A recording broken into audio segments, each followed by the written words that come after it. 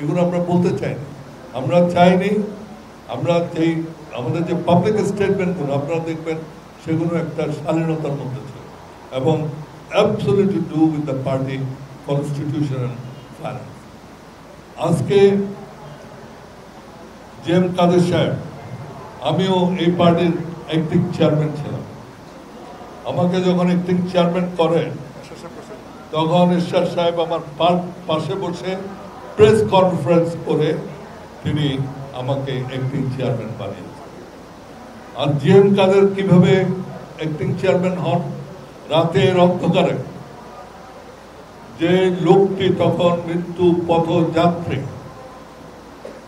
রাত 11টা থেকে 12টার মধ্যে তাকে জোর ঘুম থেকে উঠিয়ে জোর করে তার সিগনেচার নেওয়া,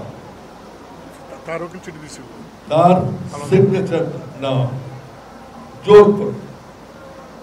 সুতরাং এটা হচ্ছে জাস্ট ওই যে কু হয়, মিলিটারি কু হয়, ঠিক সেরকম রাতের অন্ধকারে যে জোর করে আপনার ঘুম থেকে উঠিয়ে জোর করে সিগনেচার নিয়ে তিনি তার আপনারা বলতে পারেন তাহলে আপনারা তখন প্রতিবাদ করেননি।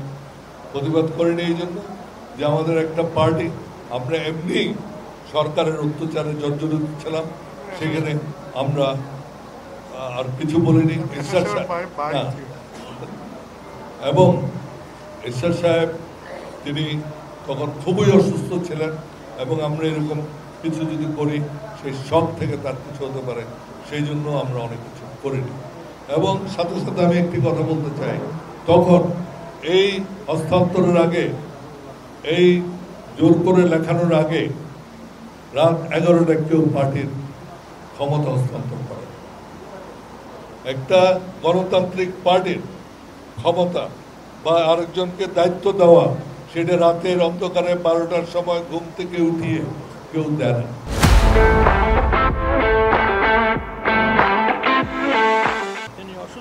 তিনি অসুস্থ এবং সেগুলোর কিন্তু ভিডিও ফুটেজ আছে, আপনারা দেখতে পারেন। এর আগে জনাব রুহুল আমিন হাওলাদারকে এরশাদ সাহেব একটা লিখিত, কাগজটা এখনো আছে, দায়িত্ব দিয়েছিল তাকে অ্যাক্টিং চেয়ারম্যান করে এবং তাকে এই পার্টি চালানোর দায়িত্ব দিয়েছে। তিনি বলেছিলেন, স্যার আপনি বেঁচে থাকতে আমি এই দায়িত্ব নিতে পারবো না, আপনি বেঁচে থাকাকালীন আমি এই দায়িত্ব নিতে পারবো না। এই চিঠি ওনার কাছে আছে, আপনারা দেখতে চাইলে আমরা পরবর্তীতে এগুলো পেশ করতে পারবো। সুতরাং তার ক্ষমতা নেওয়া, সেটাও আপনারা চিন্তা করেন। ক্ষমতা, আমি যদি ওনাকে আজকে বলে যে ঠিক আছে আমি চেয়ারম্যান আছে, ওনাকে চেয়ারম্যান করবো, প্রেস কনফারেন্স করে সুন্দর করে সকলের সামনে আমি ক্ষমতা, রাত 12টার সময় যে আমি তো সাইন করবো। সুতরাং ওনার প্রত্যেকটা জিনিসে এই স্বৈরাচারী মনোভাব, অগণতান্ত্রিক মনোভাব এবং বেআইনি কার্য, আর আমি তার যোগ্যতা নিয়ে একটা খালি কথা বলবো, সেগুলো তার ব্যক্তিগত ব্যাপার, সেজন্য আমি এখানে উঠাচ্ছি। সেটা তার পারিবারিক ব্যাপার, ব্যক্তিগত ব্যাপার, সেটা তিনি বুঝবেন, তার পরিবার বুঝবে। আমি ওই ব্যাপারে কিছু বলতে চাই। তবে যিনি আমাদের দলকে নেতৃত্ব দেবেন, তার সেই সব ব্যক্তিগত যে সমস্যাগুলো আছে সেগুলো অ্যাকসেপ্টেবল।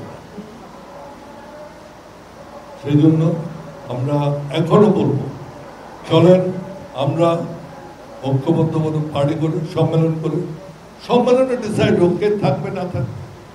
আপনার তো পার্টির চেয়ারম্যান আছে, আপনার তো পার্টির চেয়ারম্যান আছে, আপনার সম্মেলন করেন, সম্মেলন করে আপনার সেখানে সিদ্ধান্ত নেন, কাউন্সিলে হয়ে যান। আপনার counselling is the highest body, সেই কাউন্সিলে আমরা যাই, কিন্তু আপনি কাউন্সিল করবেন না। 28শে জুন কাউন্সিল করার অল্টারনেটিভ ভ্যালু ছিল আপনার আমাদের